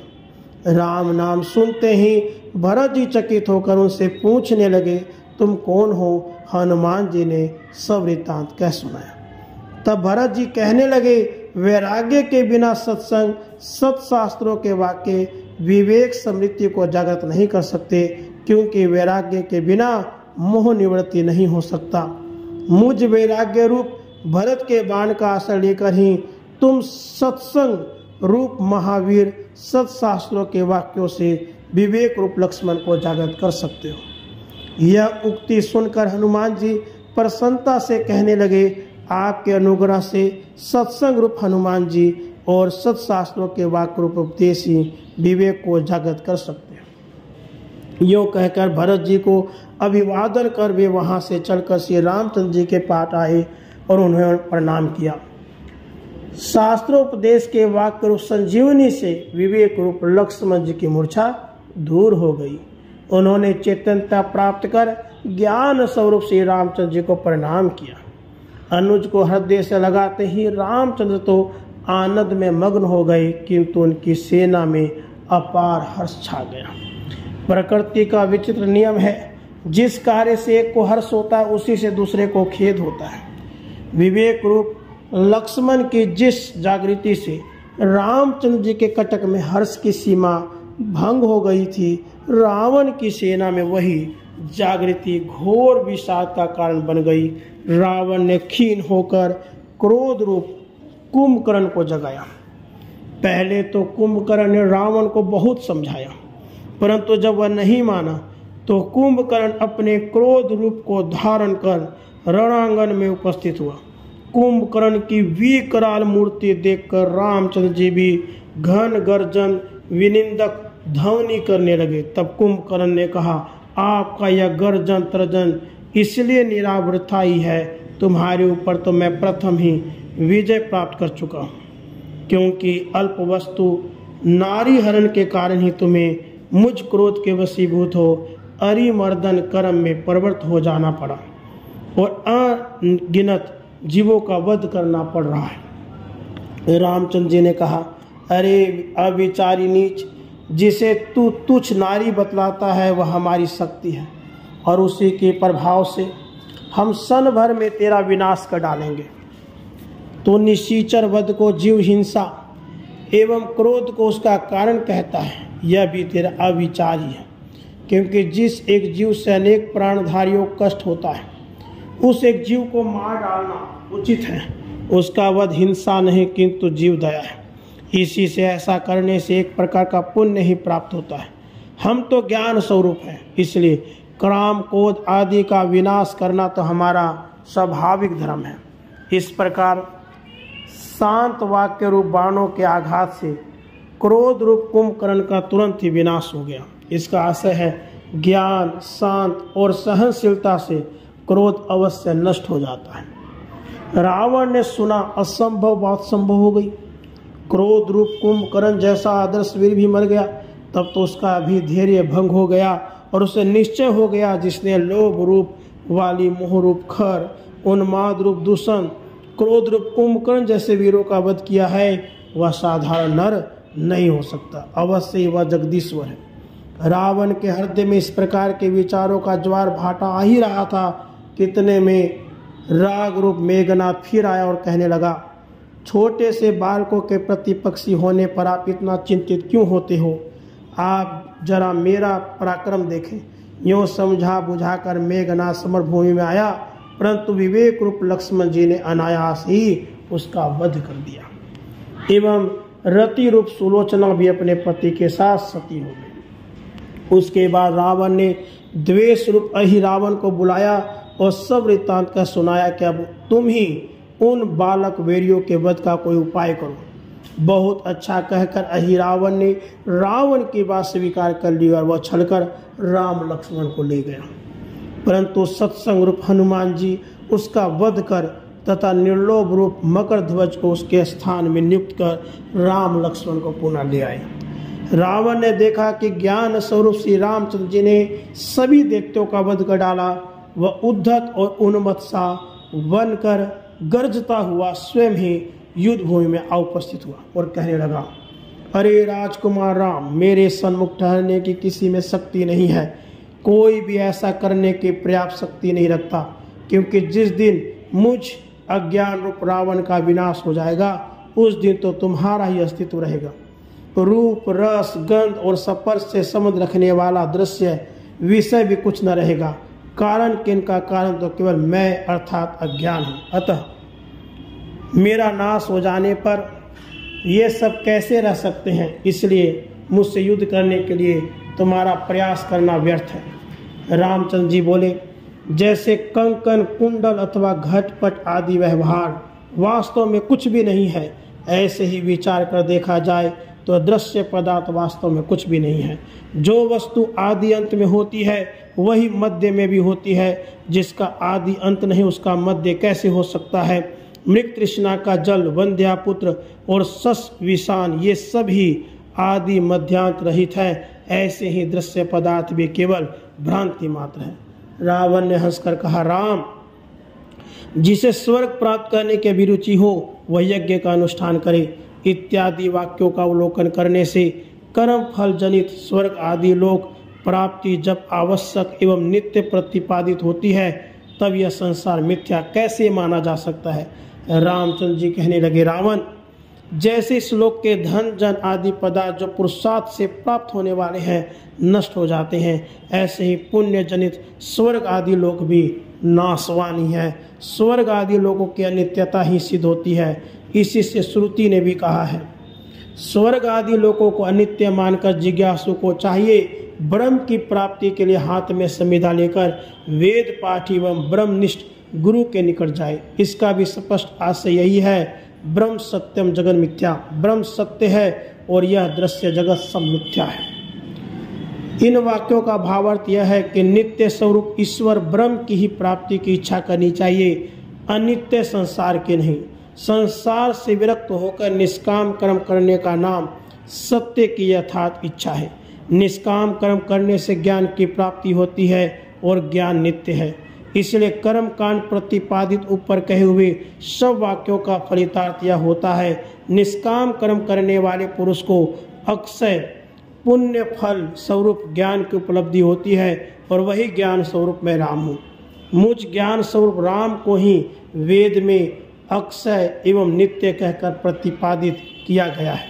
रावण, जो वस्तु आदि अंत में होती है वही मध्य में भी होती है। प्रकृति का यह अमिट नियम है, जब आदि अंत में तो मैं ज्ञान वर्तमान हूँ तब मध्य में अज्ञान स्वरूप के अस्तित्व तुम कहाँ से आ गए? इसलिए वास्तव में तुम मिथ्या हो। रामचंद्र जी के इन वाक्य रूपी बाणों से अज्ञान रूप रावण का तुरंत ही नाश हो गया। तब देवगण पुष्प वर्षण कर रामचंद्र जी की जय जयकार करने लगे। वानरी सेना में आनंद छा गया। अज्ञान रूप रावण के नष्ट होते ही शांति रूपिणी सीता ज्ञान स्वरूप श्री रामचंद्र को प्राप्त हो गई।